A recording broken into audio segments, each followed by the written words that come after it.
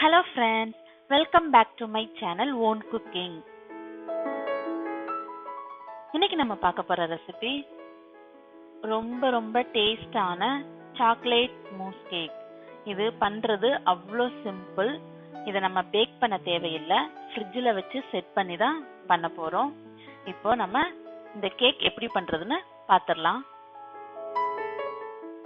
இப்போ நான் 10 Oreo biscuit எடுத்துருக்கிறேன், க்ரீமோடய எடுத்துக்கிறேன். இப்போ ஒரு மிக்சர் ஜார் எடுத்து அந்த பிஸ்கட்டை நல்லா ஃபைன் பவுடரா கிரைண்ட் பண்ணி எடுத்துக்கலாம். இந்த அளவுக்கு பொடி பண்ணி எடுத்துருக்கிறேன். இப்போ ஒரு டேபிள் ஸ்பூன் பட்டர் எடுத்திருக்கேன். இதை நல்லா உருக்கிக்கோங்க. நம்ம அரைச்சி வச்ச பிஸ்கட்டோட இந்த வெண்ணெயும் சேர்த்து நல்லா மிக்ஸ் பண்ணிக்கோங்க.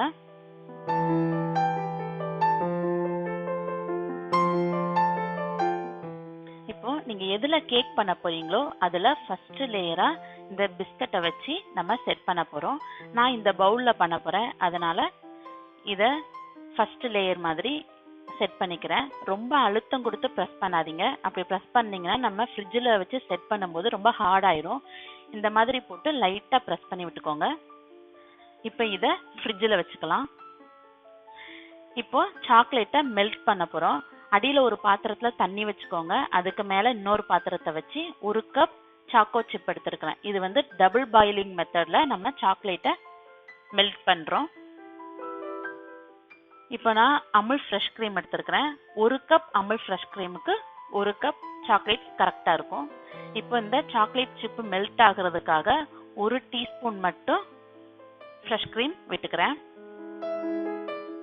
இதை நல்லா மெல்ட் பண்ணணும்.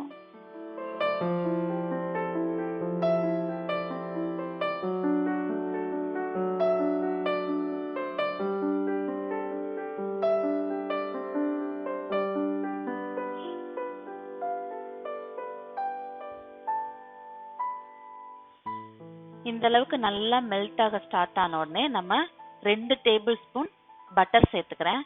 பட்டர் சேர்த்து நல்லா மிக்ஸ் பண்ணீங்கன்னா நல்லா இந்த மாதிரி மெல்ட் ஆகி நமக்கு சாக்லேட் சிரப் கிடைச்சிரும்.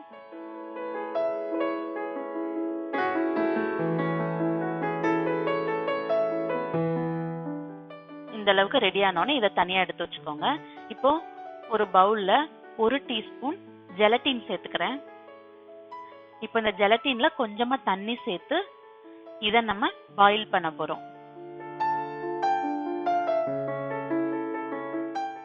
இப்போ இதை ஸ்டவ்ல வச்சு அந்த ஜெலட்டின் தண்ணியில கரையிற வரைக்கும் இதை நல்லா சூடு பண்ணணும். லோ ஃப்ளேம்ல வச்சு சூடு பண்ணுங்க.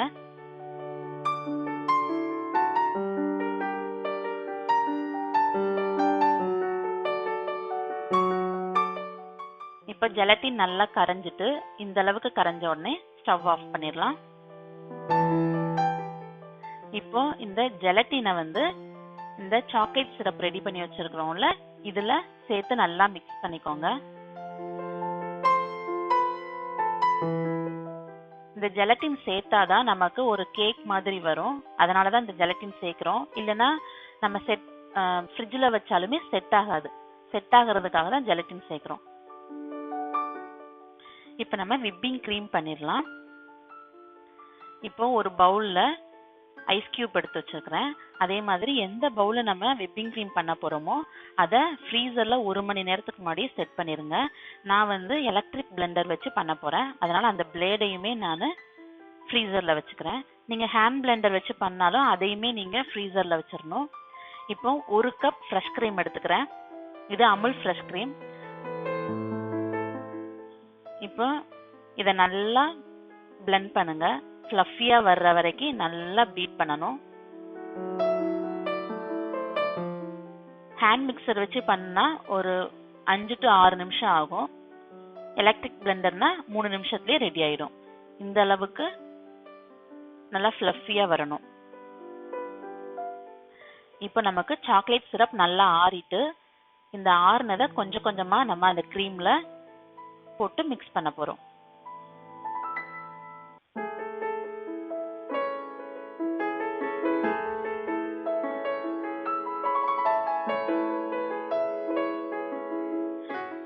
இது கொஞ்சம் டெக்கரேஷனுக்காக எடுத்து வச்சிருக்கிறேன். இப்போ எல்லா சாக்லேட் சிரப்பையுமே சேர்த்து நல்லா மிக்ஸ் பண்ணிக்கோங்க.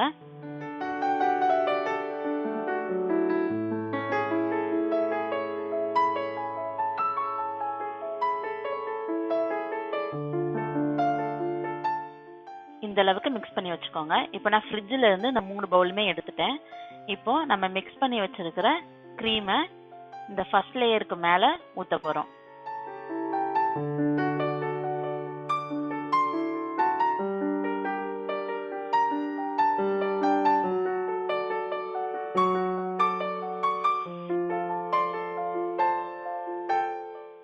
இந்த மாதிரி செட் பண்ணிட்டு இந்த மாதிரி டேப் பண்ணீங்கன்னா எல்லா பக்கமும் கேப் இல்லாம ஈவனா ஸ்ப்ரெட் ஆகும்.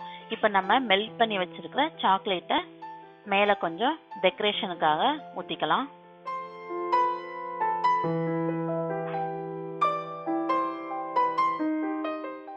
இப்போ நம்ம பொடி பண்ணி வச்சிருக்கிற பிஸ்கட்டையும் லைட்டா மேல தூவிக்கிறேன்.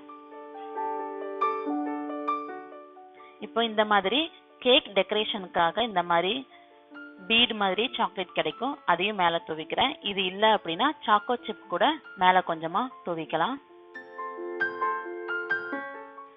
இப்போ இந்த கேக்கை ஃப்ரிட்ஜில் ஒரு 5 to 6 மணி நேரத்துக்கு செட் பண்ண வச்சிடலாம். ஃப்ரிட்ஜில் வைக்கணும், ஃப்ரீசரில் வைக்கக்கூடாது.